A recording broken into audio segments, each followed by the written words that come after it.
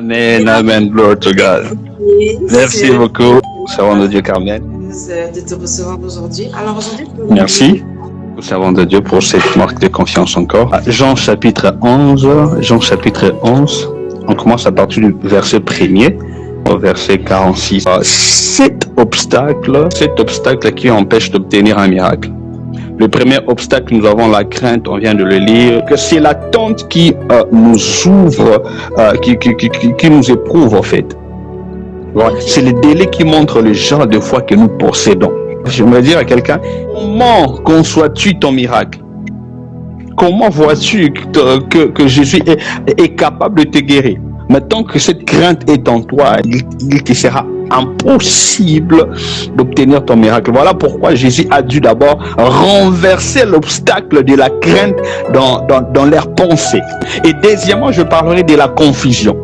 Jésus expliqua ensuite à ses disciples que Lazare était mort. Oui, à la fin, on va lire, il a dit que Lazare était mort. Il employa le mot dort. Les disciples répondirent, Seigneur, s'il dort, il sera guéri. Jésus expliqua alors clairement, Lazare est mort. Les disciples ne comprenaient pas la vraie situation. Et comment pouvons-nous obtenir une foi capable d'accomplir des miracles si nous sommes confus au sujet du genre de miracle dont nous avons besoin? Nous devons apprendre à être explicites et spécifiques.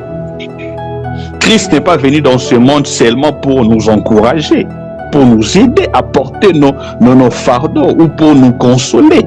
Il est venu pour guérir tous ceux qui étaient sous l'emprise du diable. La maladie, c'est l'oppression du diable. Mais Christ nous en délivre, ça c'est merveilleux.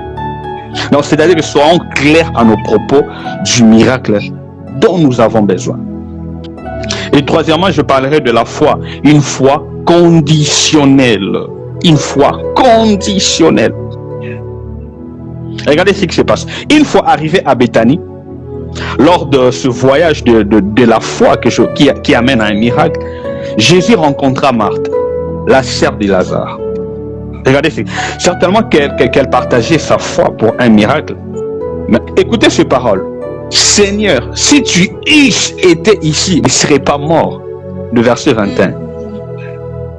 Voici la foi, mais avec des limites.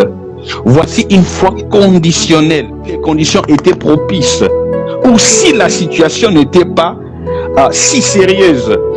Dieu me guérit si c'est sa volonté. Il faut arrêter ce genre de prière. Non, si c'est ta volonté, Seigneur, guéris-moi. Non, ça a été la volonté de Dieu de te guérir. Oui, ça a été un acquis depuis la croix de Golgotha. Vous comprenez? Il y a certains personnes qui disent Dieu pouvait m'aider. Si seulement ma famille le croyait possible. Yes. Dieu aurait pu répondre hier, mais aujourd'hui il est trop tard. Il y a de la foi dans ses pensées. Il y a de la foi dans ses pensées, mais c'est une foi conditionnelle, conditionnée par l'essai du doute. Et la foi conditionnelle de Marthe n'aurait pu jamais ressusciter Lazare. Et dans sa parole, connaissez la volonté de Dieu. Et quand vous connaissez la volonté de Dieu, elle résoudra tous les si de votre vie. Sachez ce que Dieu désire accomplir et ensuite croyez qu'il accomplira. Alléluia, je suis en train de bénir quelqu'un. Et le quatrième obstacle, toujours dans la même pensée, c'est-à-dire une foi générale. Une foi générale. Une foi générale signifie qu'elle est si générale qu'elle ne peut se fixer sur le particulier. Il croit en la puissance de Dieu, mais d'une façon théorique. Elle est passive. D'une façon théorique, c'est que la vérité, c'est avoir une connaissance parfaite de Dieu. Tu ne peux pas dire seulement que non, Dieu, tu es le lion de la tribu de Juda, parce que les gens le disent. Non, que est la vérité qui sort de ce que tu es en train de dire. Yes. Tu vois, ils ont une foi doctrinale dans le miracle. Ils croient que toutes choses sont possibles. Mais est-ce qu'ils croient que cette chose est possible? Une foi spécifique. Pour un miracle spécifique, nous avons besoin d'une foi spécifique. Yes. Amen. Yeah! Ça c'est merveilleux. Mon ami, de quel miracle avez-vous besoin aujourd'hui? C'est un défi à votre foi. Fixez votre foi sur ce besoin. Non pas sur toute chose ou sur n'importe quelle chose, mais sur cette chose. Croyez en Dieu. Je donne un exemple, tu as besoin par exemple de l'argent. Non, Seigneur, j'ai besoin que tu me donnes l'argent. Non, combien veux-tu? Si tu as besoin d'1 million, Seigneur, j'ai besoin que tu me donnes 1 million pour faire telle chose, telle chose, telle chose. Tu es malade, ne dis pas seulement guéris-moi, seulement commence à citer ce que tu veux que Dieu fasse dans ta vie.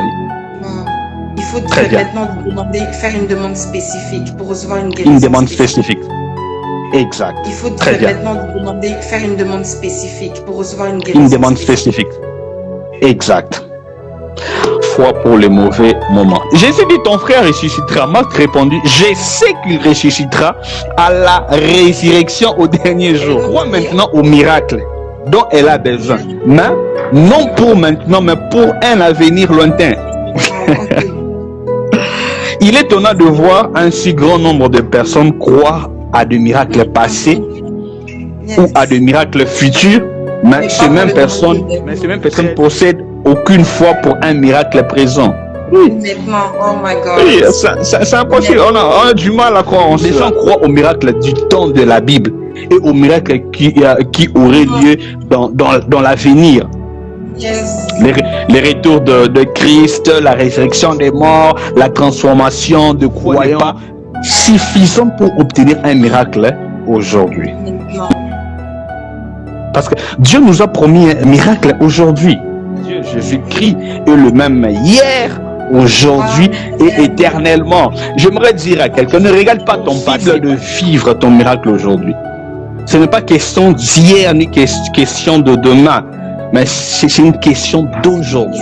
Aujourd'hui, des obstacles, cet obstacle-là en particulier, est-ce que c'est pas parce que la pensée de la personne n'est pas renouvelée? Arrive au fait que nous puissions traverser tous ces mêmes obstacles. Oui, bon, imagine-toi, tu es là, moi je veux plus là, la mort de ma mère. Je crois à la guérison. Tu regardes comme ça, tu dis, on te manque, tu dis, bon, la parole de Dieu est encore d'actualité. La parole de Dieu, ce n'est pas quelque chose qui est du passé, ce n'est pas quelque chose que nous allons le vivre dans le futur. Nous devons aussi le vivre dans le moment présent. C'est possible. La main de Dieu commence à guérir quelqu'un, que la main de Dieu commence à visiter quelqu'un. J'ai vu des grandes choses avec Dieu. Dernièrement, j'étais allé prier pour une sœur qui était alitée, qui était vraiment souffrante. Elle ne marchait plus, pas de travail, la peau sur ses os. En train de compter des jours pour elle pour quitter la terre. J'ai dit, aujourd'hui même Dieu est en train de te guérir. Et à l'heure que je suis en train de te parler, cette femme a été guérie, elle a repris son travail, elle travaille dans une banque de la place avec une très bonne santé. Je voudrais dire à quelqu'un, Jésus guérit encore. Le miracle est d'actualité. Et ça c'est merveilleux quand le Saint-Esprit glorifie le nom de Jésus. Et 6e obstacle, je parlerai d'une foi critique. Foi critique. Il t'arrive, tu sers Dieu, on te dit, mais Carmen, tu sers Dieu, mais le Dieu que tu sers là, ne pouvait-il pas guérir ta mère? Ne pouvait-il pas faire cette chose? Verset 37, dire, lui qui a ouvert les yeux de l'aveugle, ne pouvait-il pas faire aussi que cet homme ne mourût point? Ils sont ainsi aujourd'hui. Leur foi est fondée sur le témoignage d'autres personnes ou sur un autre miracle qu'ils ont reçu. Pourquoi Dieu n'a-t-il pas guéri cette personne comme il avait guéri tel autre?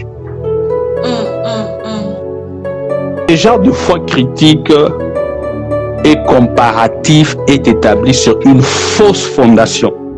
Donc c'est-à-dire que nous avons besoin d'une foi fraîche pour chaque miracle. La foi d'hier ne suffit pas pour le miracle d'aujourd'hui.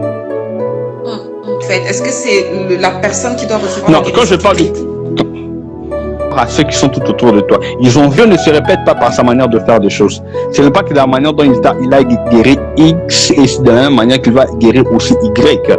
Parce qu'il faut, Dieu se différencie par sa manière de faire. Qui sont autour de nous peuvent avoir une foi qui n'est pas la même que nous et qui peuvent emmener au fait notre miracle à ne pas se passer. À ne pas se passer, exact. Voilà, c'est comme ça que Jésus devait corriger en fait.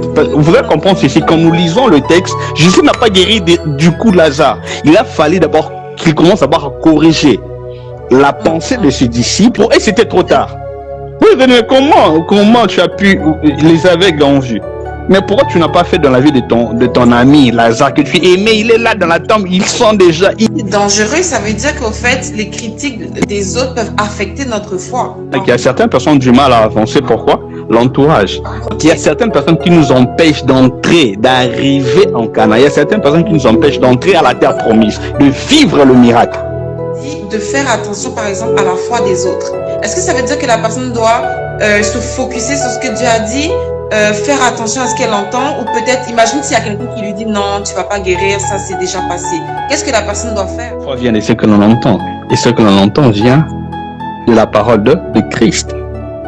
Ok.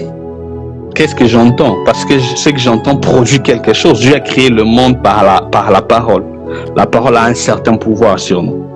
Si vous demeurez en moi et que mes paroles demeurent en vous, demandez tout ce que vous voudrez, cela vous sera accordé. Fermez vos oreilles au fait aux critiques. Aux critiques. Qu'on peut entendre.